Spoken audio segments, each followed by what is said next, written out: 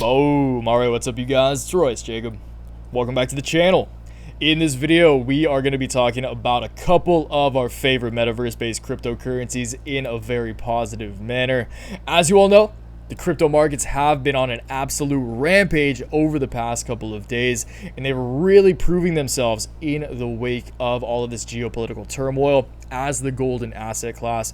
And you guys know that my favorite subsector within the cryptocurrency markets is the metaverse subsector. I still believe that if one subsector of the crypto markets is to outshine the rest in the year 2022, it's going to be these. And of course, I want to talk to you guys about where we're going in the short term, at least in my opinion.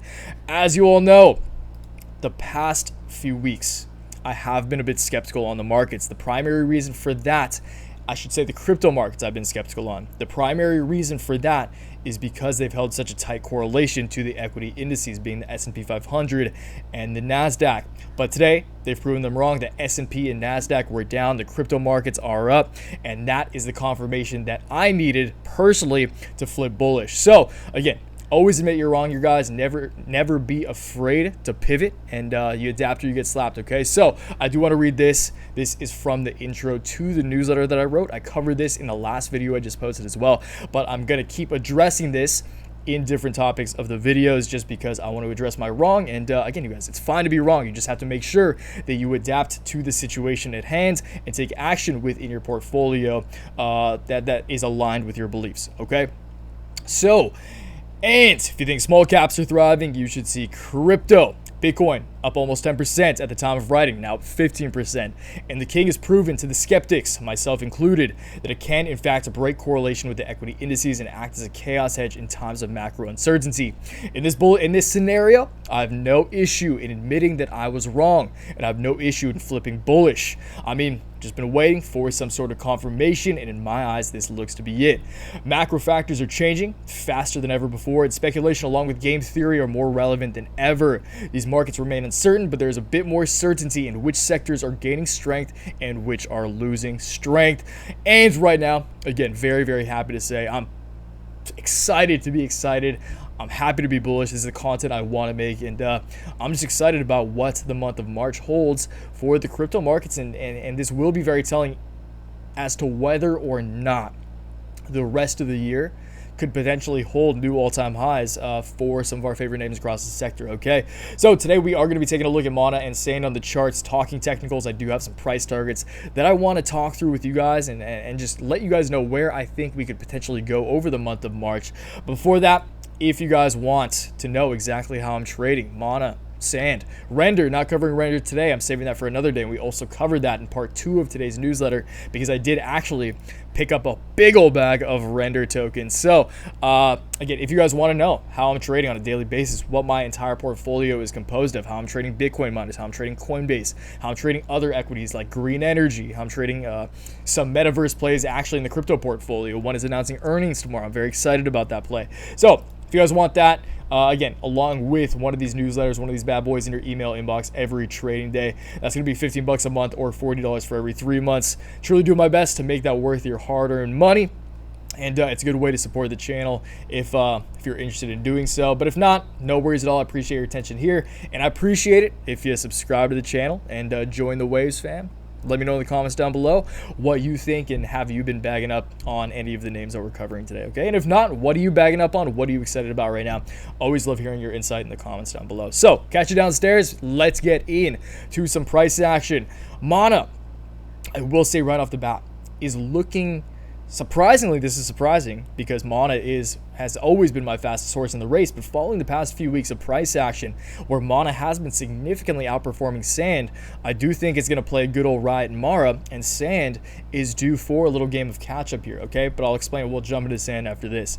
For now, Mana. So Mana does have some pretty significant resistance on the short-term horizon, okay? Short-term, again, crypto, the crypto markets overall, golden child of the financial markets, proving themselves in times of uncertainty.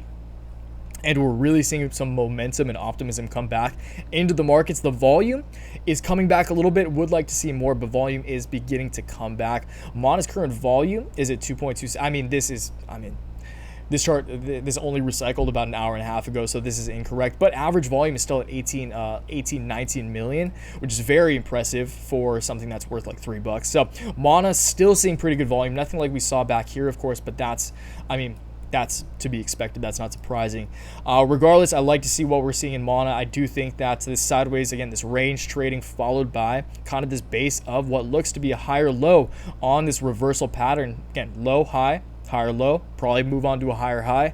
I'm really liking what we're seeing here, but Mana does have to clear this line of resistance first. So obviously Mana's all-time high here, touch point, creating the line of resistance on this long-term downtrend. So Mana does not have much further to climb up to break this, and every day that goes by, this price target becomes lower, or the point of breakage becomes lower.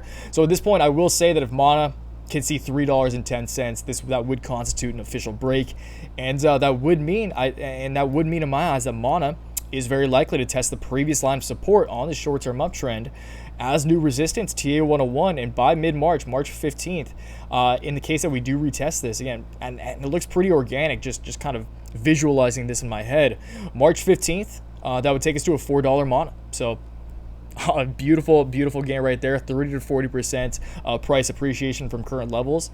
And of course, you guys, we will be making more content on Mana in the future, but right now I just want to address the somewhat short-term time horizon. So would I be surprised to see a $4 plus Decentraland Mana by mid-March? Not at all, and that's only a few weeks away, so it's very exciting. So that's Mana. Let's talk about Sand and to close it out. Nice short and sweet video. Sand is looking great right now. Like Sand, you can see like really textbook double bottoming out right here, trading in this range once again, just going sideways for the past week.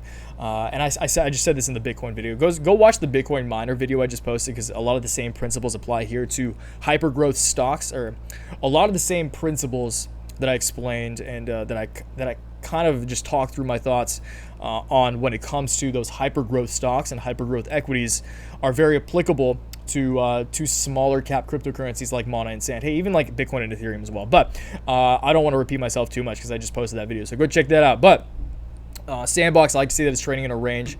Again, I like to see that similar to Mana, or I mean, similar to Mana in the sense that we're seeing, and Render, a lot of charts look like this, but this massive descending triangle, kind of, you could argue, is a bull flag because it's followed by a parabolic move to the upside. But very, very solid support. That's the main thing here, is a very, very strong level of support here. And again, this kind of double bottom, matching the bottom that we saw over a month ago on January 24th, okay? So double bottom here. Double bottom usually means more upside is ahead. You can see this kind of W pattern about to play itself out. And I wouldn't be surprised to see, once again, Sandbox really play some catch up to Mana and begin to outperform it over the coming month or so, okay?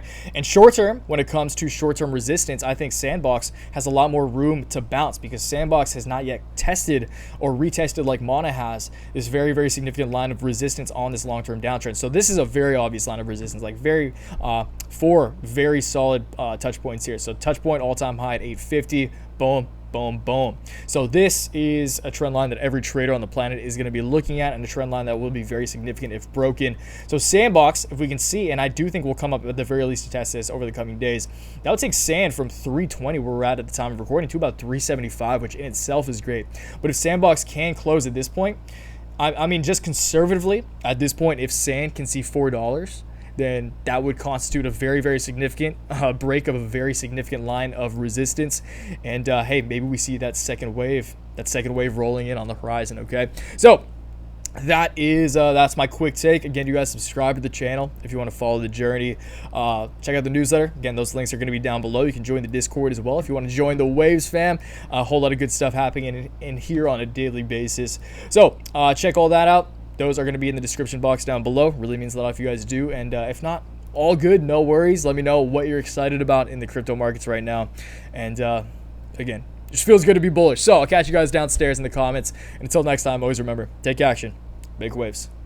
Peace.